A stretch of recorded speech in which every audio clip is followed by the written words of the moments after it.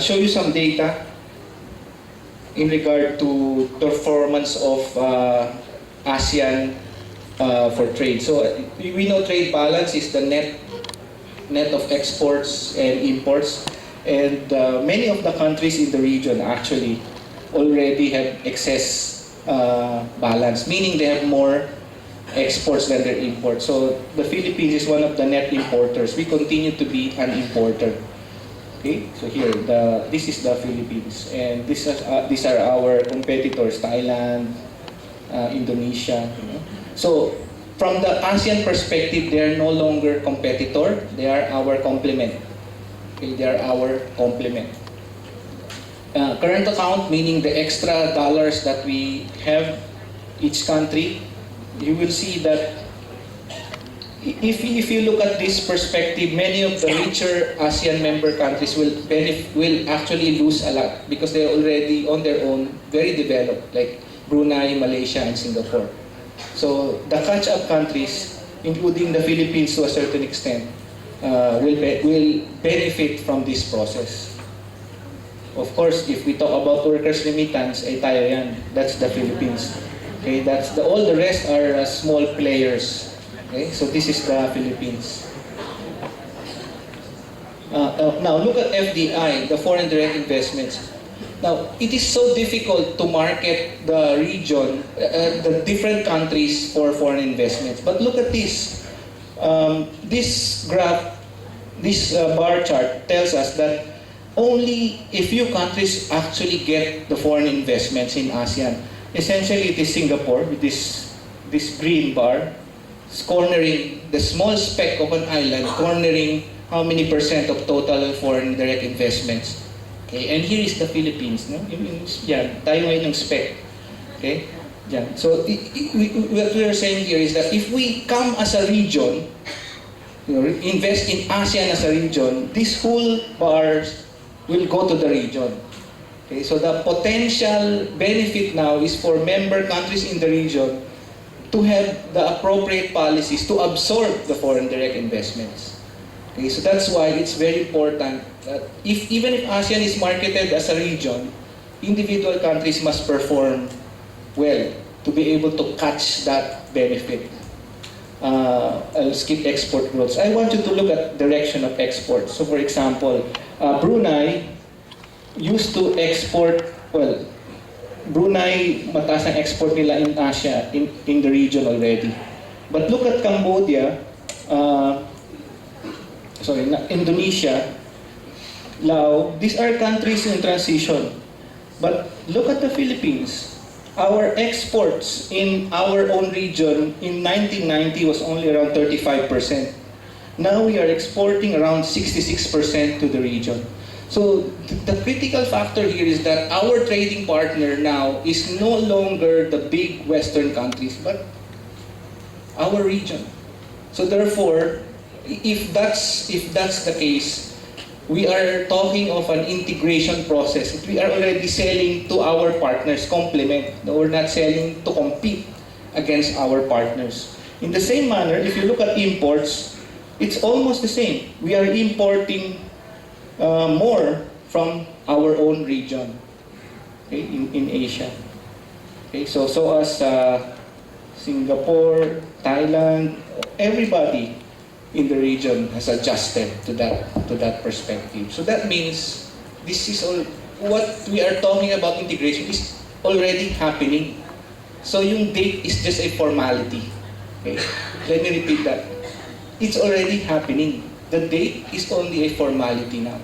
Because there's not going to be something that at December 31, 2014, biglang nag-iba yung mga hangin. No? It's not going to change, okay, the direction of trade. Okay? So international reserves, actually we're also increasing already in that aspect. Foreign debt, see, the region's debt has already gone down. The only one that has high foreign debt is now Vietnam. Mababa na tayo dyan. Okay. Tourist arrival, see, if we market ASEAN, I feel bad when I watch the CNN or the international channel. They are marketing Malaysia, truly Asia, something like that. Tapos Philippines, it's more fun. Now, in the next level, it will be ASEAN. Okay? So, selective destination. Right? So, that is why internally you have to produce your own, what is your niche? We cannot always say beach, beach, beach. Beach din sila eh. Right? You have to come up with something else to complement, not to compete, but to complement. So, infra is very important. That's why the first major integration is in air. Diba? Movement of people through air. Tourism yun. That's tourism class. But look at our tourism number of tourist arrivals. Oh, less than 5 million. I think last year we close to almost 5 million last year. But that's a far cry from our neighbors. Okay? Far cry from our neighbors. Okay? Vietnam, mas madami pa sa atin, saka Indonesia, Singapore. And this top of the line is Malaysia, and this yellow is Thailand. Okay? Thailand, ilang beses na nag-coup. Kasi pa din ang akyat. But come to think of it, what is it that brings the people there? You know, pagandahan lang ng beach, I think we can compete. Right? So what's the thing? There's something that they're looking for. Okay. So if we look at the Philippine context, so that's the reality right now. We are faced with an ASEAN integration that's already happening. It cannot be stopped. It's now a condition for us to compete by improving our own domestic capacities. So how do we improve our domestic capacities? Look at this situation. We are already in a growth path that is above the generational average. The Philippine generational average, I call it generational average from 1970 to 2010, 40 years, right? The generational average is only around 4%. But we're above that now. So that means we have broken that pattern. Sana we continue above 5% to even like 7% every year, right? But we continue to have large high poverty rates. Well, in the first half 2013 estimate of poverty, it gone down to 19%. First half, that's before the Yolanda tragedy. But we're hoping na kung tumaas man, it's not going to go back to 26-27%, right? But there are still threats, global environment. We're not only threatened by natural disasters, but we're also threatened by financial disasters around the world. Right? So the United States has not really recovered economically as well as Europe. So medyo groggy growth. Okay? Let quickly pass that. We know that OFW remittance and BPO revenues are very strong. Okay? But we have an employment structure that is, largely still agricultural in nature. And if you look at the contribution of agriculture to growth, it's very small. Right? So that's why you have large underemployment in the agricultural sector. And this is why in the integration process, we will have some challenges there. How do you integrate the underemployed workers or lower skilled agricultural workers to a global competitive market? Okay. So this is the poverty. Well, there's already a 2013, but this is as of 2012. And in the integration process, this is our challenge. Our main export is also our main imports. So that's telling us that we are simply importing the components and we are re-exporting it. Right? Now, there's nothing wrong because that's basically ASEAN integration. But what about other products? Hindi naman pwede puro electronics lang ang i-integrate natin. We have to integrate with other products. We have to integrate clothing. We have to integrate furniture. We have the best furniture mines here in this country, but we no longer have forests to cut. Okay, so we can integrate by exporting the idea of Kobankyat to Malaysia and Indonesia. Okay, and let them sell these products and come up with ASEAN, not as Philippines, Malaysia, and Singapore na hiwalay-hiwalay, diba? So you see, single-digit products. So that means very small contribution to SMEs, right? Even banana is only 1% of our total exports. Okay? And tuna. Okay? Pero no, when you market it, mukhang ang laki-laki. No? But in reality, in value, it's very small. Right? So, this is where creativity, the creativity of the Filipino is going to be an advantage. Okay, so mag-isip ka na ng kahit anong klaseng tuna. Naisip na natin yun eh. But we're thinking of that tuna for our own market. We're not thinking of the regional market. Right? Lahat ng klase ng Filipino taste nilagay natin sa tuna except that it's only going to look for Filipinos. Right? So something like that. Think outside of the Filipino box. This is ASEAN integration. We will not integrate if we're just thinking of ourselves. Okay? Right. Well, there are good news in terms of competitiveness. The Philippines is one of the fastest improving economy in the world for the time of Pinoy, 2011 to 2014. Lahat po ng scorecard natin are very good. Okay, we are improving in business competitiveness, doing business. No, we're up 30 points with 30 position. No? Okay, so these are part of the continuing trust in the global economy for the Philippines. The latest Philippine Development Plan update from the NEDA points to the need for adjustments in the light of the different structural difficulties of the country and regional disparities. And if you look at growth in this country, you will see that most of the growth concentrated in 4 to 5 regions. NCR Region 3, Region 4, and Region 7. All the rest are just contributing below 5% to the total growth. So you need to bring them up to the challenge of ASEAN integration. So you need strategies to have spatial and sectoral dimension. So hindi pwedeng sector, may iwan yung iba. So it's either you look at it from a sectoral perspective or spatial or both. Right? So you need the locally anchored service delivery. So this tells us that the role of the local government is very important in this new paradigm. And it must be area specific now. You're not going to talk about regions if we can bring it down to the province. That's why I said the local governments play a big role. The focus now is to adjust according to need. Okay, according to need. Okay? Then sectoral outcomes. When you talk about agriculture, you're not only talking about policies to improve output. You also have to talk about finance. You talk about access, environment, sustainability. So, meaning, you cannot talk of a sector only to improve that sector without looking at it from a complete dimension. Okay, so those are the biddings of the new updated development plan.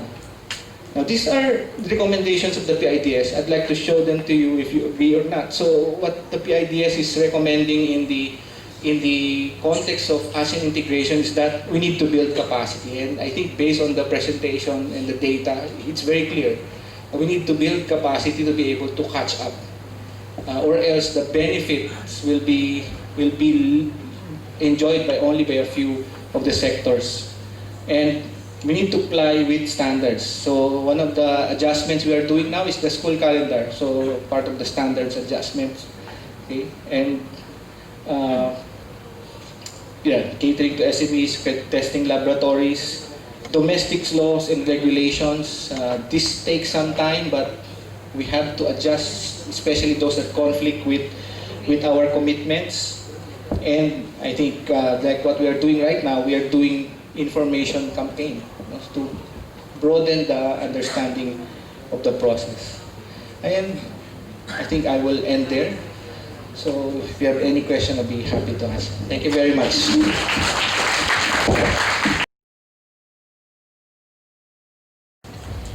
Magandang hapon. Ako si Norma.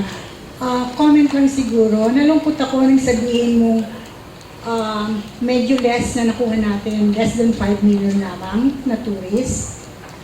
At saka sinasabi mo maganda yung maraming movement ng airplanes, ganyan.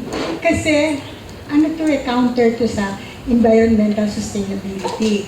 Tignan mo, if you have 5 million tourists, sabi ng National Pollution Commission, one person emits a minimum of 1 kilogram of garbage, maximum 3.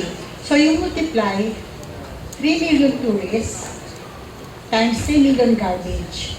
Saan pupunta yun? Tapos ang talagang sobrang carbon footprint, yung airplanes, kesa silang transportation. Ganito ko.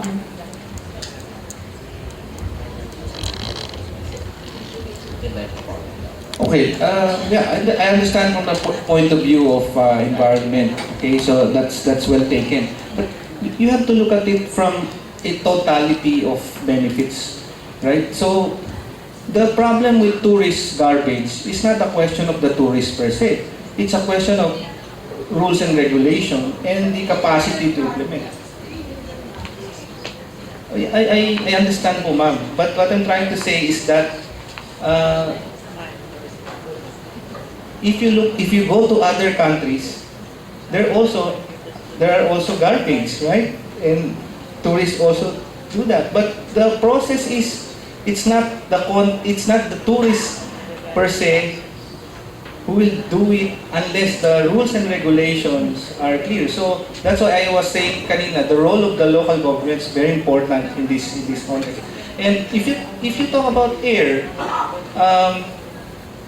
unless we are able to do land bridges and fast sea crafts, which are very expensive at the moment, we can, why not? But we are in a region wherein the Philippines is not landlocked.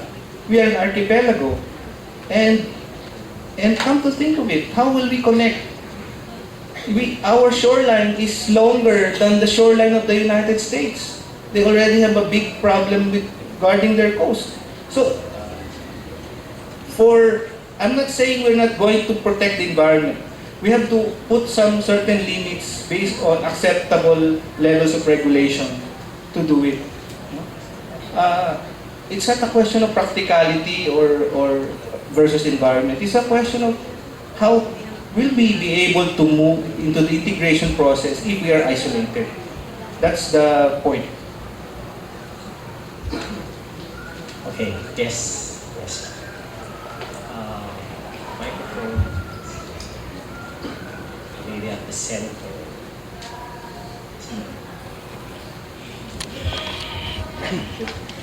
So my name is Teresa Lerica. I'm intern in Fieldra, which take care about the farmers and the small people.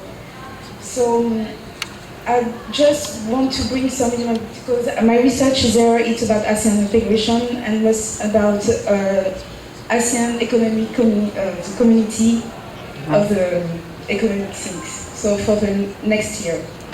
So just you show about some key sector, sorry, that the ASEAN wants to has the ASEAN as declared to be key sector. So but you miss about agriculture. So I don't know if you can come back to your whatever. So you didn't talk about the biotechnology research that they are taking. That they are doing now, because we don't know, as we know, GMO also it's a kind of biotechnology things, and we don't know too much about that. They just said that they will make a lot of transfer between ASEAN but we don't know too much about this point. Since the beginning of the conference, I'm waiting just the world of small farmers, small holders, but I didn't hear this kind of world. So even when ASEAN take care about the people, it's about the skilled people. So what about the unskilled people? There is a recognition of the high education, but what about these people, the small farmers? My other point is, you said that the global economy and FTA, so the free trade agreements, is a benefit for the other, because it's the agreement that each country, each ASEAN country do for the other, right? I mean, sir, you said that, no? But as I know that there is bilateral free trade agreements which is made, for example, from Singapore with other countries, and it's not for the all ASEAN country. And I mean, for example, the early harvest program, which was being with Thailand and China. So, as the Philippines was afraid about this agreement because of the small farmers. So for sure, there are many bilateral things, but they don't think at the level of the ASEAN countries. So I'm not really sure that it's for the good of the community. Okay. What just I want to add, you show the indicators about economic, like Philippines, it's going well, but you didn't show some indicator about the IDH, about the development of the human, for example. So, about how many people were displacing when they do some investment in like EDH. You said that it's better to see some domestic growth in order to be in the same line with what ASEAN wants to do about the investment, for example. But you didn't highlight the problem. It's about the constitutional things. About the 40% that the constitution, the Philippine constitution, wants for the owner of the land. And as I know, the ASEAN wants that a free liberation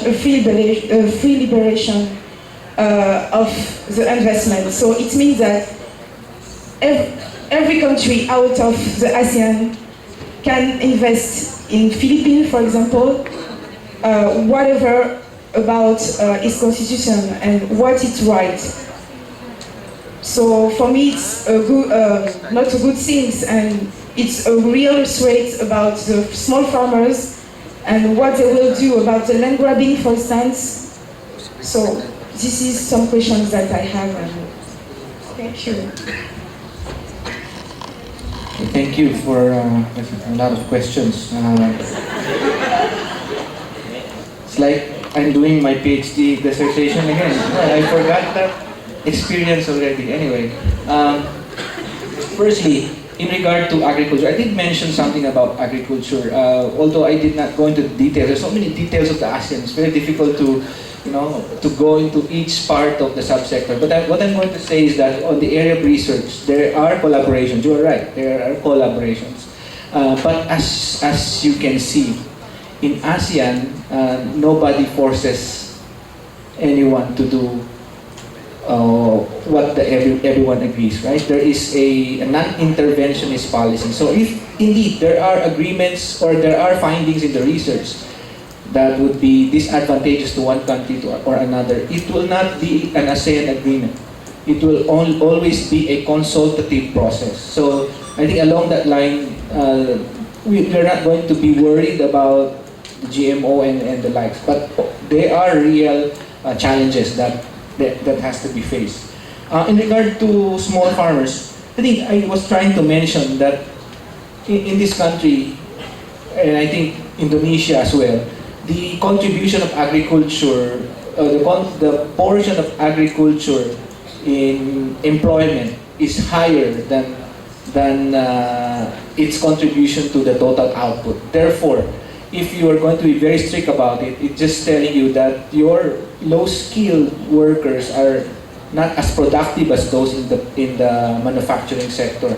And that is why the domestic policies, as I mentioned, you need to help adjust these local farmers, not only local farmers, but every sector that are not going to benefit because of their lower productivity.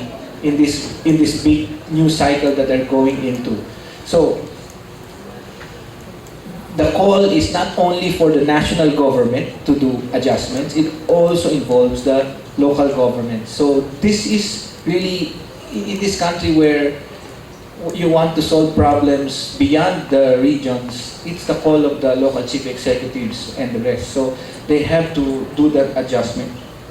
As to the bilateral agreements, I also showed there that if there are policies that are inconsistent with ASEAN, they have to make some adjustments. So in that context, if the bilateral agreement, let's say Thailand and China, is going to impact on the ASEAN agreement for the Philippines, for example, then the Philippines can complain. It's not just, it's going to be, is it going to be a process? They can put a note verbal. This is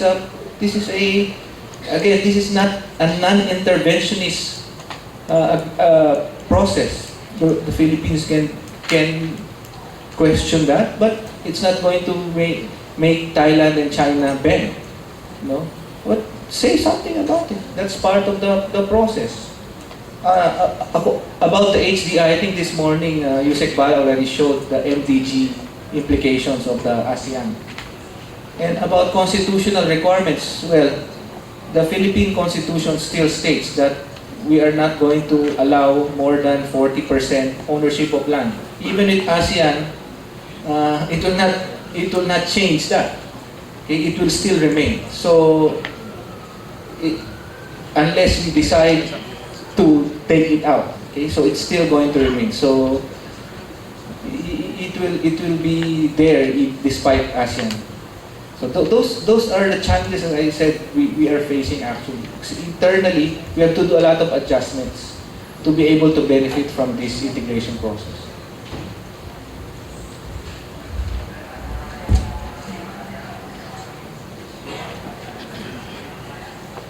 Other questions? Yes. Next one.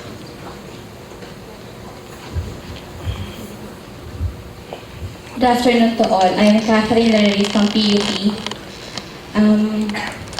One vision, one identity, and one community. Then Dr. Ang gave emphasis particularly on the integration complement among member countries of ASEAN. So for the 47th year of the association, is there any possibility or potential that the association will be able to have a common or unified currency just like the euro of the European Union and then the dollars of the United States of America?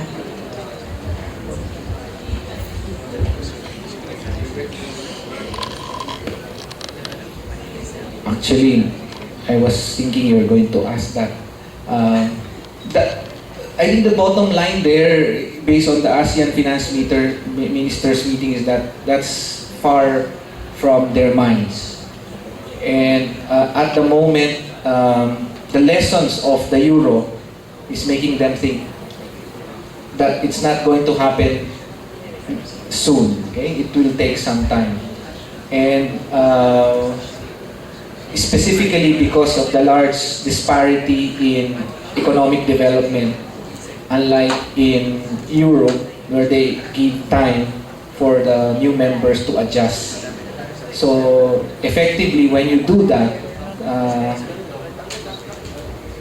the currency will be definitely, syempre gusto mo piso, no? But probably it's going to be the Singapore dollar because of the, probably, I'm not saying if that's going to happen. But it will take time because we don't even have a financial integration of the capital markets yet. So, kailangan mo na ma-integrate the capital markets. So, meaning, the stock markets have a smooth transition of trading from one product to another and investments market. So, we don't have that yet in the region. In fact, many of the countries in the region right now, they're grappling with the capital adequacy requirements. They have to raise it up first. So, that's not yet there. So that's why yun muna. And if that happens, then the next level, maybe 20, 30, they may be able to think about it, but not in the next 15 years. Okay. Thank you very much. Are there any other questions? So, wala na. Let us all acknowledge the contributions of the president. Thank you very much, sir.